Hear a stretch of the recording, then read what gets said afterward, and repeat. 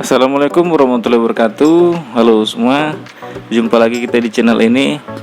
Video kali ini kita akan bahas mengenai peluang usaha untuk sablon plastik ya, bahan plastik, baik sablon plastik entah plastik asoy ataupun sablon cup plastik, tetap berbahan dasar plastik ya.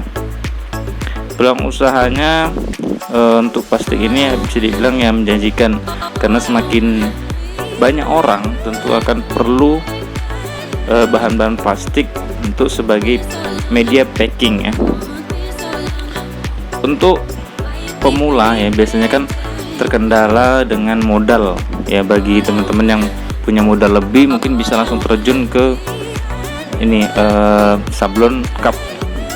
Sementara kalau biayanya yang bisa dibilang murah, standar ya, kita bisa terjun pertama kali ke sablon plastik. Kalau untuk sablon plastik kita biayanya hanya sedikit ya, mungkin sekitar 300.000 sudah bisa, karena kita hanya membeli ini ya, screennya, kemudian beli bremol itu kita beli yang kecil aja dulu kok untuk pemula, karena kita kapasitasnya kan masih sedikit untuk nyablon. Kemudian rakelnya ya, rakel sama M4, cukup itu aja. Bremol ini kan udah isinya ada sensitizer juga. Kemudian rakel, M4 sama screennya tergantung ukurannya ya, tergantung plastiknya itu sebesar apa yang mau disablon. Mungkin sekitar 300.000 sudah bisa kita untuk usaha sablon plastik. Namun kalau teman-teman untuk masuk ke sablon cup itu beli mesinnya dulu. Beli mesin yang manual itu bisa kisaran, kalau lengkapnya sekalian sama moldingnya ya untuk cetakan, itu bisa sekitar 3 jutaan baru mesinnya yang manual. Belum lagi kita beli ini ya bahan-bahannya, bremolnya, M4 nya dan lain-lainnya ya. Itu bagian yang manual. Untuk yang otomatis bisa mencapai puluhan juta. Maka dari itu sedikit saran ya, untuk teman-teman pemula bisa dimulai dulu dari yang terkecil dulu, yaitu bisa usaha sablon plastik. Baru nanti ketika ada perputaran lagi modalnya udah agak banyak, bisa meranah ke sablon cup. Itu yang pertama. Yang kedua, ketika kita mulai usaha untuk sablon plastik ini ataupun sablon gelas plastik, kita harus tahu dulu media apa yang kita pakai. Kita harus tahu dulu saingan kita berapa ngasih harga. Kalau pemula kan kita belum tahu nih harganya berapa nih, nyablon jasanya itu berapa, kemudian mereka jual tuh berapa rata-rata kompetitor tuh. Maka dari situ kita harus riset dulu ya. Kita cari aja di Instagram ataupun di Facebook daerah sekitar kita itu, kira-kira mereka jualnya tuh berapa. Cari aja misalkan daerah kita tuh dari Bandung, ya udah sablon plastik Bandung di Instagram tuh, biasanya muncul itu banyak. Ataupun sablon cup Bandung biasanya pernah muncul. Udah kita tinggal inbox aja ke mereka berapa harganya. Biasanya mereka ngasih press listnya, harga-harganya, daftar harga itu semuanya. Dari situ kita kan banyak yang kita yang nampak itu di Instagram, kita riset, kita ambil aja rata-rata mereka ngasihnya upahnya itu berapa, biaya sablonnya itu berapa. Jadi nggak usah kita terlalu mahal banget gitu, nggak usah terlalu murah banget ya.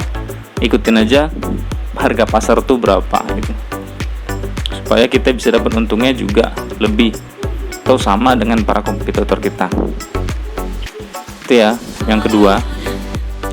Yang ketiga, untuk dunia sablon baik sablon plastik ataupun sablon cup plastiknya, itu dibutuhkan namanya keuletan ya, ataupun skill. Jadi bukan hanya teori. Kalau misalkan kita kayak mesin printing lah, misalkan di advertiser itu kan pakai mesin printing, didesain dari Photoshop atau apalah ya, kemudian di print hasilnya serupa dengan apa yang mereka buat, hasil desainnya seperti itu, kemudian di print hasilnya seperti itu. Tapi beda di sablon ini ya, kita buat hasilnya, desainnya seperti ini misalkan, kemudian kita sablon, hasilnya itu belum tentu sama. Karena di sablon itu kita harus punya skill gimana supaya hasilnya itu nggak melebar. Itu balik lagi tentang kerapian kita, gimana caranya setting alatnya, rakelnya itu harus pas ketika kita nyablon. Geser sedikit udah pasti melebar, hasilnya nggak bagus. Nah itu pemula itu harus banyak-banyak belajar ya, karena kendalanya biasanya untuk pemula misalkan orderan banyak kali gitu kan, orderan numpuk gitu, sementara kita nyablon itu masih otodidak gitu ya, masih belajar sendiri, hanya belajar dari internet ataupun YouTube gitu. Seperti aku ini belajar sendiri otodidak gitu. Memang butuh waktu yang cukup lama agar hasil dari sablon kita itu menjadi lebih bagus, lebih berkualitas dan layak untuk bersaing di para kompetitor ya, dengan para kompetitor berkualitas, memiliki nilai jual yang cocok lah dengan apa yang diinginkan konsumen kita. Karena kerapian dan kualitas itu sangat berpengaruh nantinya. Kalau konsumen beli, kita order kan, kemudian kita nggak bisa masih melebar-melebar, nggak bisa ngasih kualitas yang terbaik, otomatis mereka bisa pindah. Maka dari itu kita harus olah skill kita terus agar hasilnya lebih mantap. Oke, mungkin hanya itu dulu videonya untuk kali ini mengenai pulang usaha untuk sablon cup plastik ataupun sablon plastik ini ya.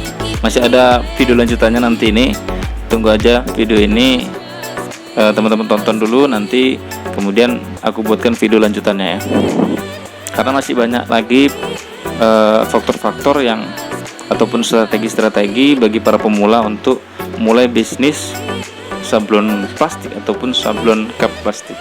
Oke, sampai jumpa di video selanjutnya.